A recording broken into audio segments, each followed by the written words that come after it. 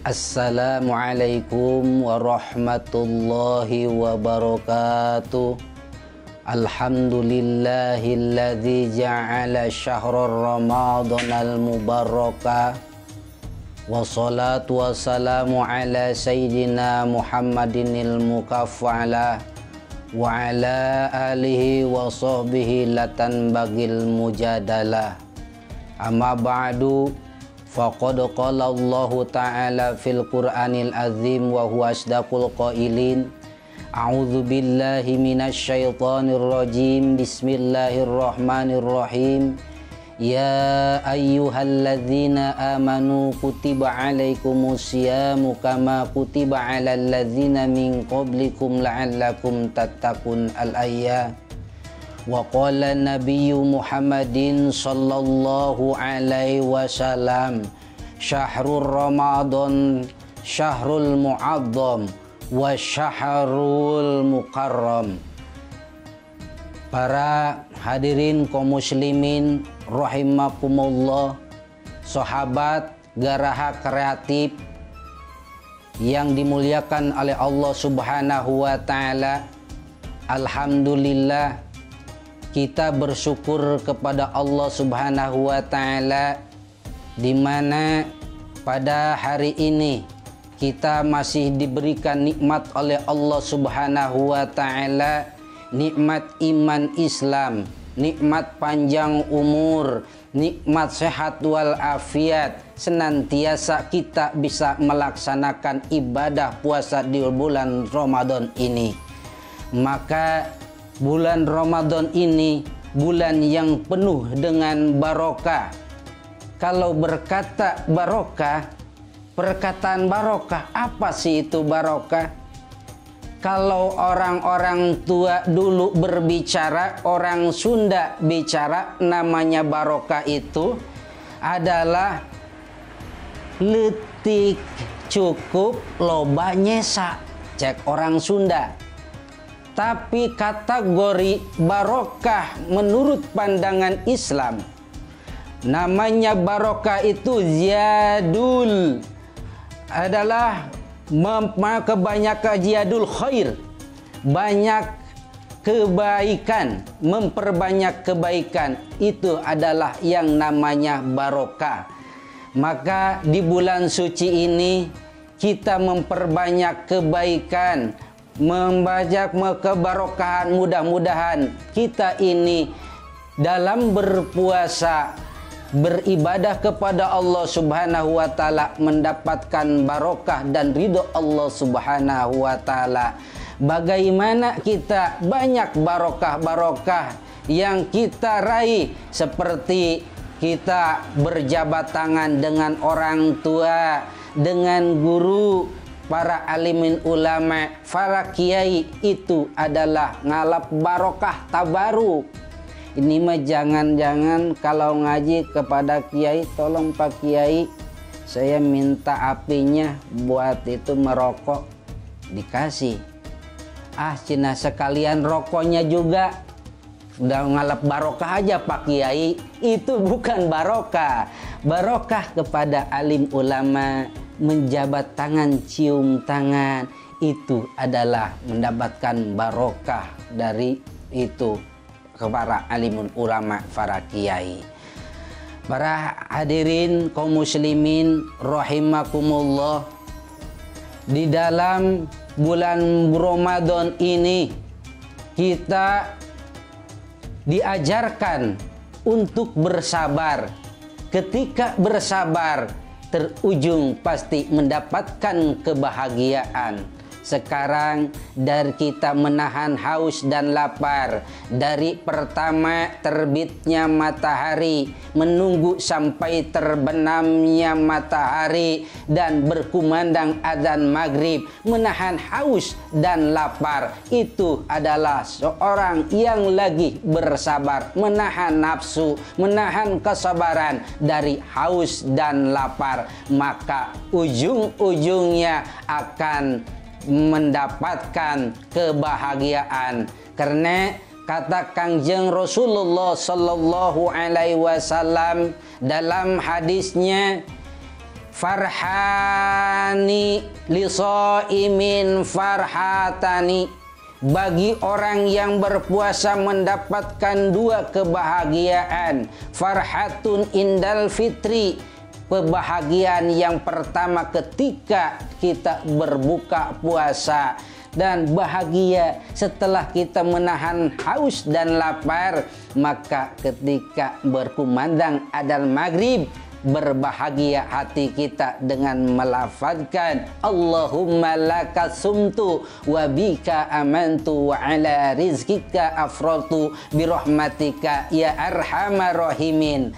Tuh, kebahagiaan berbuka indal fitri atau indal muftar, nalika kita buka itu ada kebahagiaan. Dan ketika datangnya Idul Fitri, sebulan penuh kita berpuasa, sebulan penuh kita menahan hawa nafsu, menahan lapar dan dahaga. Ketika hari raya Idul Fitri tiba, berkumandang takbir Allahu Akbar, Allahu Akbar, Allahu Akbar, walillahil hamd. Takbir dan tahmid berkumandang setiap musola, setiap masjid, yaitu merayakan hari kemenangan. Disitulah ada kebahagiaan. Banyak orang yang berbahagia, dan itu kunci dari sabar, itu akan mendatangkan kebahagiaan. Ada suatu kisah seorang santri, dia lagi menuntut ilmu di pondok pesantren. Sabar. Teman-temannya pada sudah rumah tangga, tapi dia selalu sabar menuntut ilmu sampai 30 tahun. Dia langsung suan kepada gurunya untuk minta izin, dia pengen rumah tangga. Nah, setelah itu pulang ke orang tuanya setelah suan, sedangkan santri itu mohon maaf orangnya kurang, mukanya agak jelekan, tapi sabar walaupun dia selalu dihina sama temannya. Terus bersilaturahmi kepada orang tua. Assalamualaikum, waalaikumsalam. Ini udah pulang kamu? Iya bu, udah pulang. Terus gimana kata ini guru kamu? Ya alhamdulillah saya udah diizinin, dan saya ini berniat untuk berumah tangga sudah sekian tahun, 30 tahun saya mesantren bu. Dan saya minta doanya, coba aja begini, kalau pengen kamu rumah tangga, tuh ada tetangga kita yang sangat cantik jelita, lumayan rupawan, seorang wanita yang cantik. Iya bu, kamu silaturahmi aja ke sana. Iya insya Allah. Setelah itu dia bersilaturahmi, assalamualaikum, ke perempuan itu, waalaikumsalam. Ini anak santri, iya kata bapaknya. Terus pada apa ke sini? Ada tujuan apa? Datang ke sini Pak, saya tujuannya yang pertama pengen silaturahmi, yang kedua pengen melamar anak Bapak. Ya kalau masalah orang tua terserah anak saja, kata bapaknya. Maka dipanggillah seorang anaknya itu. Nah sini. Ini ada santri yang melamar kamu, bagaimana tanggapanmu? Kepada anaknya. Terus anaknya nyaut, maaf Pak, saya ini belum pengen menikah. Nah kembalilah seorang santri, tapi sabar. Terus kembali bertemu sama orang tuanya. Terus ditanya sama orang tuanya, bagaimana itu, mau nggak sama kamu? Nggak mau katanya, belum pengen nikah, belum pengen kawin. Itu ragu. Orang tuanya merasa ragu, apakah ada yang mau sama anak saya karena rupanya jelek, orangnya terus santri yang tidak punya yang tidak punya pekerjaan. Terus dia sambil berdoa, ibu, ya Allah, mudah-mudahan anak saya dapat jodoh. Terus seorang santri itu ke kamarnya terus bercermin. dan bersyukur. Alhamdulillah saya bersabar dan bersyukur walaupun saya diberi wajah kayak begini pas-pasan. Saya belum kawin. Maaf orang-orang yang lagi jomblo. Alhamdulillah, tapi saya selalu sabar dan bersyukur, mensyukuri nikmat yang diberikan oleh Allah Subhanahu wa taala. Terus keluar lagi dari kamarnya, Bu. Saya ini mau pergi ke tetangga itu kampung sebelah. Mudah-mudahan saya doain, mudah-mudahan dengan kesabaran saya dapat kesuburan dan kemakmuran, mendapatkan kebahagiaan. Amin, kata orang tuanya. Terus dia melangkah dan itu pergi untuk mencari calon istri ke tetangga, ke lembur tetangga, ya kampung tetangga. Terus setelah itu ada masjid sholat. Habis sholat, assalamualaikum, keluar sambil melamun dan merenung. Apakah ada yang mau sama saya? Tapi saya percaya kepada Allah dengan kesabaran saya, tawakal saya, maka insya Allah Allah akan memberikan itu istri untuk pendamping saya. Setelah itu keluarlah dari masjid itu seorang Ki Haji, Abah Haji. Terus bertanya, Assalamualaikum. Waalaikumsalam. Bang, lagi ngapain nih? Duduk aja di sini. Enggak, ini Pak. Maksud saya ke sini ini, ya maksudnya pengen cari pendamping atau istri.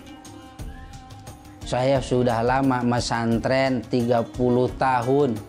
Bahkan saya sering diledek, dihina oleh teman saya.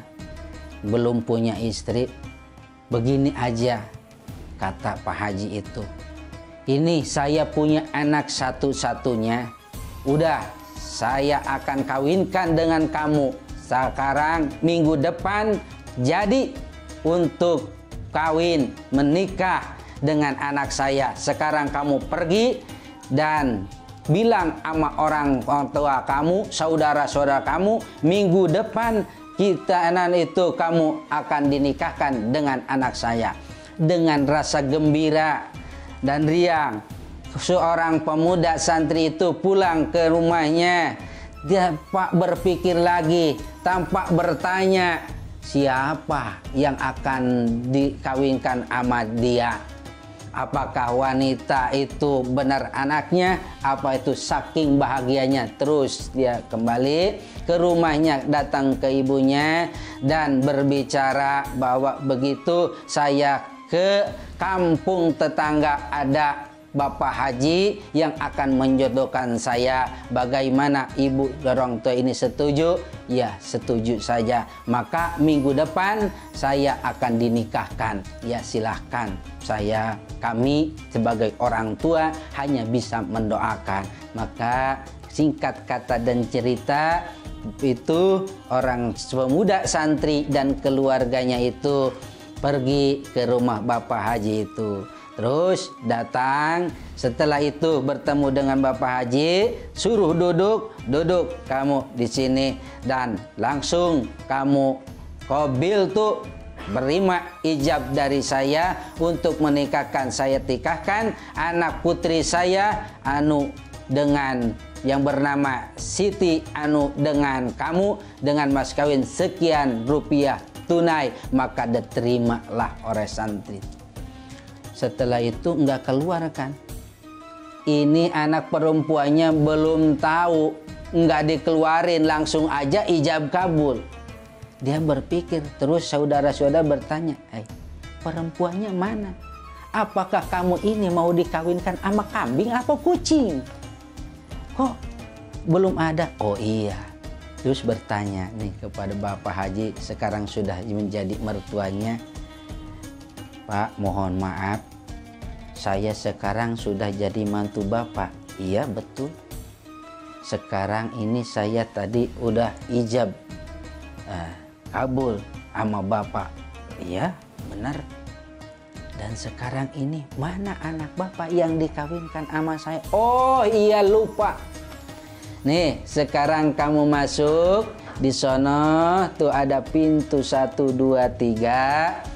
Nah, ada di situ yang ada bunga-bunganya, pintu yang sudah dirias, disitulah istrimu.